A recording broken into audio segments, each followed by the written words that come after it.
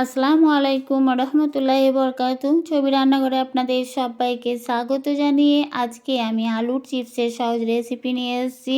এখন বাজারে নতুন আলু পাওয়া যাচ্ছে বন্ধুরা, আর বাজার থেকে না কিনে যদি খুব সহজভাবে বাড়িতে এইভাবে আলুর চিপস বানিয়ে বাচ্চাদের খাওয়ান, সেটা খুবই স্বাস্থ্যসম্মত। আমি এখানে 3টে আলু নিয়েছি, আলুগুলো পরিষ্কার করে ধুয়ে নিয়েছি। আর আমি এখানে শসা ছিলা নিয়েছি, আর এই শসা ছিলার সাহায্যে খুব পাতলা পাতলা করে আলুটা কাটা হয়, আর বটির সাহায্যেও কাটা হয়। আগে আমার চিপসগুলো বটিতে কেটে দেখিয়েছি। আমি আজকে এই শসা ছিলাতে আলুর পিসটা বানিয়ে নেব।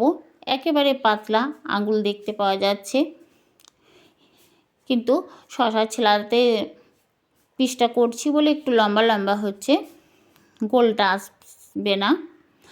যদি গেটারে কাটা হয় তাহলে গোলগুলো হবে। দুরকমভাবে আমি চিপস বানিয়ে দেখাবো। আমি আলুর চিপসগুলো এইভাবে কেটে নিয়েছি, ওই শসা ছিলার সাহায্যে কেটেছি, খুব ছোটোগুলো বাদ দিয়েছি। এখন আমি এটা জল দিয়ে 4বার ধুয়ে নেব। আলুর কষটা যতক্ষণ না পরিষ্কার হবে ততক্ষণ জল দিয়ে ধুয়ে নিতে হবে। আলুর কষটা চলে গেলে আলুর চিপসগুলো খুব সুন্দর সাদা সাদা আর মুচমুচে হবে। আমি ধুয়ে আলুর গায়ে আর জল লেগে নেই, জলটা শুকিয়ে নিয়েছি। এখন আমি একটা মশলা তৈরি করব। দিয়েছি লবণ, 1 চামচ লঙ্কা গুঁড়ো, আর দেব 1 পাতা চাট মশলা। চাট মশলাটা আমি দোকান থেকে কিনে ব্যবহার করছি, বাড়িতে চাইলে চাট মশলা বানানো যায়। সব কিছু দিয়ে আমি মশলাটা ভালোভাবে মিশিয়ে নেব। যে সমস্ত পুরনো বন্ধুরা আমার ভিডিও দেখছেন, আপনাদের অনেক অনেক ধন্যবাদ আমার সাথে থাকার জন্য। প্লিজ বন্ধুরা লাইক দিয়ে ভিডিওটা ফুল ওয়াচ করে দেবেন। নতুন বন্ধুদেরও একই কথাই বললি, যদি ভিডিওটা কোনো অংশ ভালো লেগে থাকে প্লিজ বন্ধুরা সাবস্ক্রাইব করে আমার পাশে থাকবেন।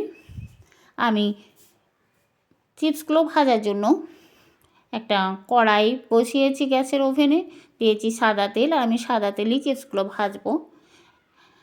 তেলটা গরম হয়ে গেছে, আমি চিপসগুলো অল্প কিছু দেব, আর এই সময় মিডিয়াম ফ্লেমে রেখে চিপসটা ভাজতে হবে, না হলে চিপসগুলো লাল হয়ে যাবে। আর ওই একইভাবে আমি চিপসগুলো ভেজে নেব। কিছু চিপস আমার তেলটা খুব কড়া হয়ে গিয়েছিলো, তার জন্য লাল হয়েছে, আর বাকি চিপসগুলো মিডিয়াম ফ্লেমে ভেজেছি, তার জন্য সাদা সাদা হয়েছে। আর দেখুন কত সুন্দর আর খুবই মুচমুচে, একদম মনে হবে দোকানের চিপস। আর দেখুন কত সুন্দর গ্রো হয়ে যাচ্ছে। আর এটা গোল করে কাটা আছে। আমি এখানে সরাসরি গেটারের সাহায্যে আলুটা তেলের মধ্যে দিয়ে এই চিপসটা ভাজছি। এটা আলুটাকে আমি আগে ধুয়ে নিয়েছি, তারপর কিন্তু কাটার পর আর জলে ধুয়ে নেই, সরাসরি ভেজে নিচ্ছি। এটাও খুব সুন্দর সাদা সাদাই হবে। এই গেটারের সাহায্যে আমি সরাসরি তেলে আলুটা দিয়ে ভাজছি। আমি এক হাতে ক্যামেরা করছি, তার জন্য আমি দেখাতে পারছি না, এভাবে দেখিয়েছি। এই চিপসগুলো হয়েছে কত সুন্দর মুচমুচে।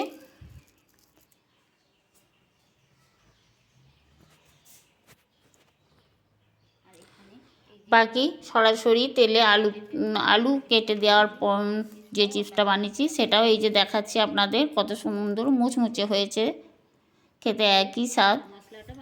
এখানে যে মশলাটা রেডি করা আছে চিপসের ওপরে ছড়িয়ে দেব।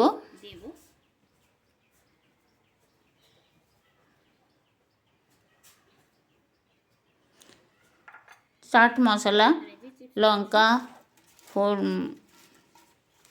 লবণ সব কিছু মিশিয়ে এভাবে চিপসের সঙ্গে মাখিয়ে দিলে চিপসটা খেতেও খুব ভালো লাগে বন্ধুরা। কত সুন্দর হয়েছে আপনারা দেখেই বুঝতে পারছেন।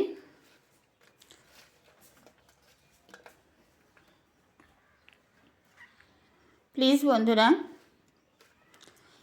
একবার এইভাবে বাড়িতে বানিয়ে দেখবেন, খুব সহজভাবে চিপসটা বানানো হয়। আমার এই রেসিপি কেমন লেগেছে অবশ্যই কমেন্ট করে জানাবেন। ভালো লাগে